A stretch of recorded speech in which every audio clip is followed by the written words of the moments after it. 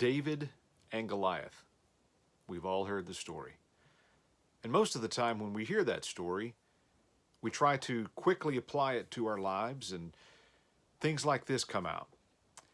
That story is meant to teach us that there's nothing too big for God, or if I just persist and do my best, then I can overcome any problem. Because after all, in the story, we see ourselves as David, and then Goliath is whatever problem, whatever issue, whatever hurdle we're trying to get past.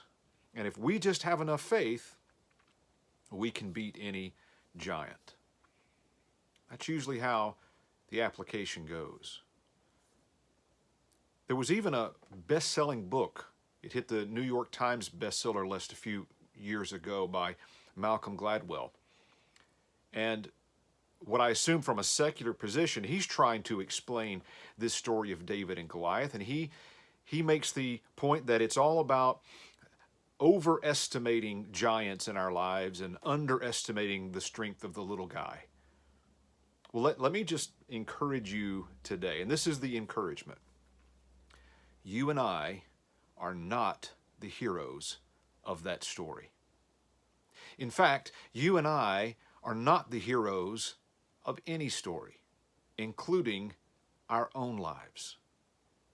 Now, I know it's popular in our secular world to kind of have this fantasy that the life I'm living is a movie and I'm the star of it.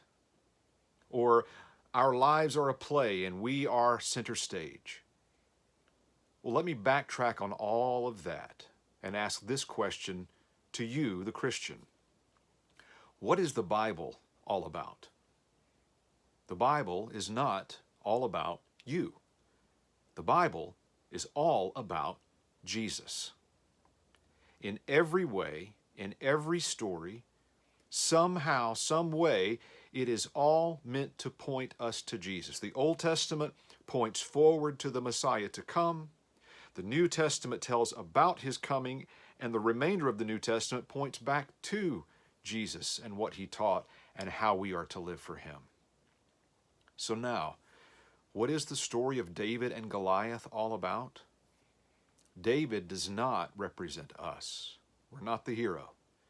David points forward to Jesus.